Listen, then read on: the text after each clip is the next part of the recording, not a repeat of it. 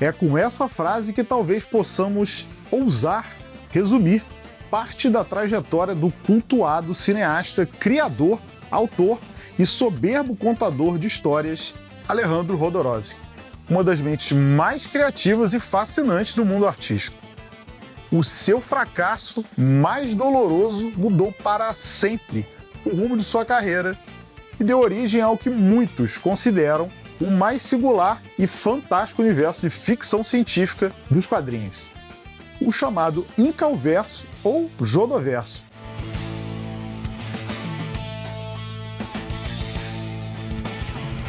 A faísca primordial desse cosmos nasceu da obra de Frank Herbert, Duna. Tudo começou em 1975, quando Jodorowsky se envolveu como diretor na primeira e hoje lendária tentativa de adaptar Duna para o cinema. O projeto, porém, naufragou diante das limitações da indústria e da realidade financeira. Para você ter uma ideia da dimensão, eis aqui alguns dos nomes que o cineasta chamava de seus guerreiros espirituais: Salvador Dalí, os Rolling Stones, Pink Floyd, Orson Welles, Moebius, Mick Jagger, Geiger, David Carradine e por aí vai. Todos estavam a bordo para transformar Duna em uma experiência cinematográfica de 10 horas que Jodorowsky descrevia como algo além de um simples filme. Os críticos, porém, diziam que Duna de Jodorowsky estaria mais para um Calígula no espaço do que uma ópera espacial como Duna. Hoje conhecido como o maior filme que nunca existiu, o Duna de Jodorowsky permanece como um delírio mítico, lembrado por sua ambição de conquistar corações e mentes. O cineasta queria criar uma verdadeira experiência espiritual messiânica. Algo irônico quando lembramos que Frank Herbert escreveu Duna como uma crítica ao messianismo. Eu recomendo fortemente assistir ao documentário de 2014 Jodorowsky's Dune, o maior filme que nunca existiu. Ele mostra como esse projeto abortado influenciou diretamente filmes como Star Wars, Alien, Blade Runner e muitos outros, além de carreiras que se consagraram posteriormente graças ao envolvimento nesse projeto. Os designs e conceitos criados para Duna migraram não só para o Incalverso, que ele veio a criar posteriormente, mas para a cultura pop. Um bom exemplo disso é o Imperador Shaddam IV, desenhado por Moebius, que foi reutilizado para dar forma ao Deus Esqueleto no filme de 1987, Mestre do Universo. É esse aí mesmo, baseado no He-Man. Imagina um filme, Duna, com um visual tão extravagante quanto esse, em oposição ao minimalismo quase estéril de Villeneuve. A influência é dupla. Duna alimenta o imaginário do Incalverso e o Duna de Jodorowsky retroalimenta as adaptações posteriores da obra de Herbert. A gente pode ver que o Duna de Jodorowsky certamente inspirou muito do visual da versão de Lynch e das minisséries do canal Sci-Fi. E há muito mais exemplos que ilustram a força e o impacto da visão de Jodorowsky, até nos filmes atuais de Denis Villeneuve. Um outro bom exemplo é a escolha de uma música do Pink Floyd para o primeiro trailer de Duna, que dificilmente pode ser considerado uma coincidência. Assim também como a escalação de Charlotte Rampling como a Madre Superiora Gaius Ellen Morayan, a mesma atriz que havia sido escalada para interpretar Lady Jessica na versão de Jodorowsky. Muito bem apropriado, por sinal. Outro detalhe curioso: Feyd-Rautha é descrito por Villeneuve como uma mistura de Mick Jagger com o mestre espadachim. Isso ecoa a escalação de Jagger para o papel no filme de Jodorowsky. Em Duna de Lynch, Sting, outro rockstar, assumiu o personagem, reforçando a associação com astros do rock. E agora, em Duna Parte 2, Austin Butler, famoso por interpretar Elvis Presley, o maior de todos os astros do rock, dá vida ao mesmo personagem. Coincidência ou destino, a visão de Jodorowsky continua indissociável de toda a adaptação de Duna. Após o fracasso em trazer ao mundo a sua versão de Duna, episódio que traumatizou profundamente Jodorowsky, o autor parece ter buscado dar sentido ao universo, lembrando-se de uma frase atribuída a seu pai, que é apenas aprendendo a perder que ganhamos. Coincidência ou não, esse momento reflete uma passagem importante na saga dos Metabarons, a cerimônia de transferência de consciência, que finda com a morte do portador original da consciência e inaugura uma nova percepção no sucessor. Sem dúvida, uma versão de Jodorowsky para a cerimônia da Água da Vida de Duna, mas que também pode ter sido inspirada pela suposta lenda de que o pai de Jodorowsky havia dito ao filho em seu leito de morte a importante frase que mudou a sua vida, sobre aprender a vencer perdendo. E falando em outra possível coincidência, envolvendo esta mesma frase, mas que desta vez liga a saga dos Metabarões de Jodorowsky a Duna de Denis Villeneuve, eu me pergunto, será que o diretor também foi buscar inspiração na obra em quadrinhos de Jodorowsky? Eu acho possível. Vide que Denis Villeneuve claramente se inspirou em outra obra muito famosa, por sua vez também inspirada por Duna, Star Wars. Mas isso é assunto para outro dia. A suposta coincidência ocorre no combate entre Paul Atreides e Vader Rauta, no fim de Duna Parte 2, que é bem diferente no livro. Apesar de ainda ecoar a máxima do livro, uma finta dentro de uma finta dentro de uma finta.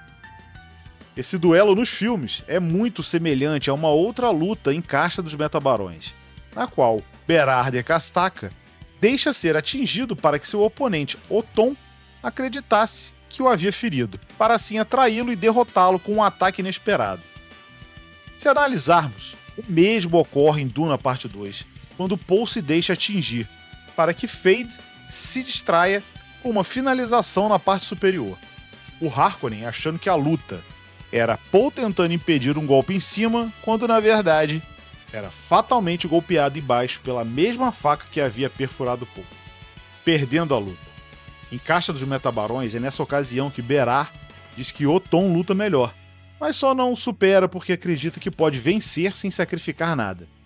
E diz a frase emblemática: é apenas aprendendo a perder que nós ganhamos. E é após essa luta que a cerimônia de transferência ocorre entre Berar e Oton, encerrando aí esse ciclo de coincidências possíveis.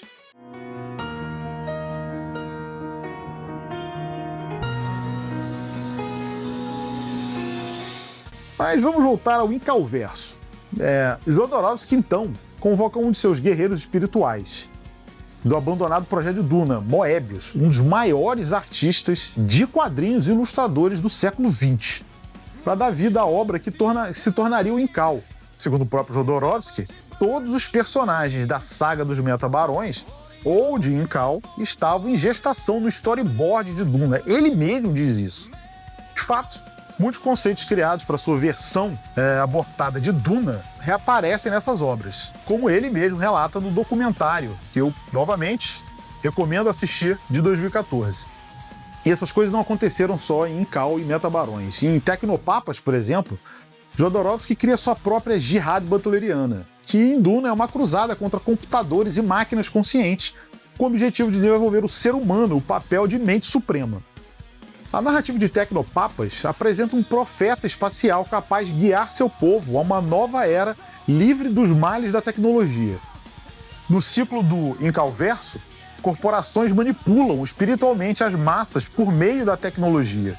A mensagem é clara e ressoa com a de Herbert. Homens entregaram a própria razão às máquinas, esperando libertar-se, mas apenas se deixaram escravizar por outros homens com máquinas.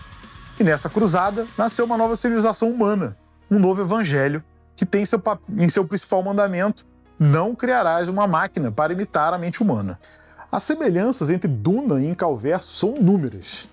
Temos poder dinástico e jogos de sucessão como estrutura política, dinastia, honra e tragédia familiar no centro das histórias, o misticismo como motor histórico e político e ordens secretas e manipulação genética ou psíquica. E também conflito entre fé e máquina e o papel da humanidade perante tudo isso. E, obviamente, a problematização de figuras heróicas que deixam de ser preto e branco para ganhar tons de cinza. Um exemplo marcante e bem curto aparece em Metabarões. A Ordem das Freiras Shabda-Aud, espero estar falando o nome certo, acredita que ao cruzar a princesa Oda com Jejó, nascerá o avatar hermafrodita Sama-Wide, ou Wajdi, destinado a destronar Jano Jana, o Imperador Tris da galáxia, conferindo poder absoluto à Ordem das Freiras. Esse trecho, ainda que breve, reflete diretamente as Bene Gesserit e seu programa de reprodução, o conceito do Kwisatz Haderach e até figuras como Leto, Ganyma Atreides. Jodorowsky recicla Duna de tal maneira que, embora as semelhanças sejam evidentes, o resultado é algo inteiramente seu. Duna é um aviso e o Incalverso é uma explosão. Herbert escreveu uma ficção científica antropológica, marcada pelo misticismo oriental e pelas ideias de Jung, pelo messianismo e por críticas à tecnologia, elementos muito presentes na cultura dos anos 1960. Jodorowsky, que foi exposto às mesmas influências, acrescentou uma camada extra de esoterismo e ousadia. Assim como Herbert escreveu Duna como uma oposição explícita à trilogia da Fundação e à saga dos robôs e tudo mais que existia no positivismo escrito por Isaac Asimov em sua visão de história, Jodorowsky e todos que se inspiraram em Duna colocaram algo de suas experiências pessoais e visões de mundo em suas respectivas obras, criando e rimando e gerando novos horizontes na ficção científica. Um bom exemplo disso é que em Duna, enquanto nós temos o corpo como disciplina, vide as Bene Gesserit ou os Mentats, Jodorowsky traz o corpo humano como sacrifício, mutilação e transcendência. Uma visão mais visceral da condição humana. No Incalverso, encontramos também ecos do Gonjabar, do Imperador Deus, da Grande Mãe, da tradição dos Atreides de se casarem só por amor, do uso de armas brancas em meio a um universo tecnológico e muito mais, mas muito mais mesmo. Grande parte do que Herbert concebeu em Duna se metamorfoseou nesse universo, mas temperado por uma ousadia que só Jodorowsky poderia conceber. O Incalverso é como Duna com o nervo exposto, sem limites, mas muitas vezes sem barreiras morais. Eu não tenho dúvida alguma que a segunda trilogia de Duna desempenhou um papel importantíssimo nas inspirações de Jodorowsky, ou seja, ele continuou acompanhando Frank Herbert mesmo depois do primeiro livro, principalmente em Metabarões e diante. Ele explorou toda a liberdade dos quadrinhos, cercado de artistas inigualáveis que tornaram sua visão não apenas atraente, mas muitas vezes chocante. Jodorowsky é um narrador fascinante. Suas criações são espetaculares e inspiradoras. Há quem diga que seu filme favorito de Duna é simplesmente ouvi-lo falar sobre a obra no documentário que eu já citei. Eu não hesito em fazer a seguinte afirmação. Não existe nos quadrinhos uma epopeia espacial comparável ao Incalverso. Após o encerramento arrebatador de O Incal em 88, Jodorowsky se uniu ao fabuloso artista argentino Juan Jiménez para dar vida ao que eu considero o ápice das óperas espaciais dos quadrinhos, o spin-off dos Metabarões, que foi um encontro perfeito. Com todo respeito a Moebius, que ocupa o topo da arte, eu confesso ser simplesmente fascinado pela obra de Jiménez. A saga dos Metabarões me capturou desde a primeira leitura, nos anos 90, nas páginas da velha heavy metal. Ali, o Jodorowsky parece ter transcendido os últimos limites de sua criatividade já desenfreada, explorando inúmeros temas em torno de uma dinastia única, marcada por tragédias. Lembra alguma coisa? A arte de Jiménez conferiu à narrativa um tom épico, complexo, opressivo, mas também muito belo e delicado. Ora brutal, ora sensual. Cada revisita à saga é como se fosse a primeira vez. Se Duna era considerada inadaptável ao cinema, a saga dos Metabarões não é apenas inadaptável, é praticamente proibida. Visualmente, o cinema de ficção científica jamais alcançou a mesma magnitude. Em todo Incalverso, e na verdade em toda a obra de Jodorowsky, ele se cercou dos melhores artistas do mundo. Cada parte desse universo é acompanhado por páginas deslumbrantes. Não existe uma obra na qual o Jodorowsky esteja envolvido que a arte não é simplesmente incrível e inspiradora. E aí surge a pergunta: teria sido melhor Jodorowsky triunfar e realizar sua versão de Duna, mesmo que isso significasse nunca termos o Incalverso? Sinceramente, eu não mudaria nada. Ainda que a curiosidade de ver Duna pelas mãos dele seja enorme, o que nasceu desse fracasso trouxe aos quadrinhos e à ficção científica algo absolutamente único. Jodorowsky levou a sério as supostas palavras do pai e transformou a perda em uma vitória criativa sem precedente. O maior legado de Duna de Jodorowsky não é o filme que não existiu, é o universo que só pôde existir por causa disso.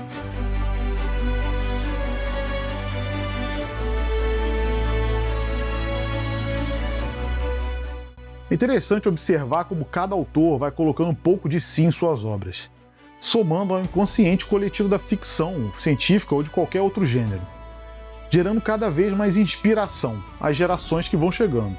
Mas isso é possível, claro, se mantivermos aceso o fogo daquilo que tem real valor e um mutualismo que desafia até a cronologia, como essa retroalimentação de Duna de Jodorowsky para as novas versões de Duna. Finalmente, eu acredito que vivemos uma época dourada no mercado editorial de ficção científica e quadrinhos também no Brasil. Pela primeira vez no Brasil, tanto o material de Duna quanto o Incalverso estão disponíveis para os brasileiros em sua língua. Ambas as editoras, a Aleph com Duna e Pipoca e Nanquim com Incalverso, disponibilizam hoje, ao mesmo tempo, tudo dos dois universos e com a melhor qualidade que esse país já viu. E ambas também trouxeram até o material que podemos chamar de universo expandido. Ou seja, que não foi escrito pelo autor original, mas que faz parte do universo literário e quadrinístico de Duna e Incalverso. Tudo oficial e autorizado. Falando nisso, se quiser ajudar o canal, além de curtir, comentar e compartilhar, tem aqui o link na descrição para acessar a nossa vitrine na Amazon, onde você encontrará todo o Incalverso, Duna e muito mais. Organizados e separados por seção, para você não ter dificuldade e se planejar se quiser mergulhar fundo em tudo isso. Até o próximo vídeo e que a força esteja com vocês.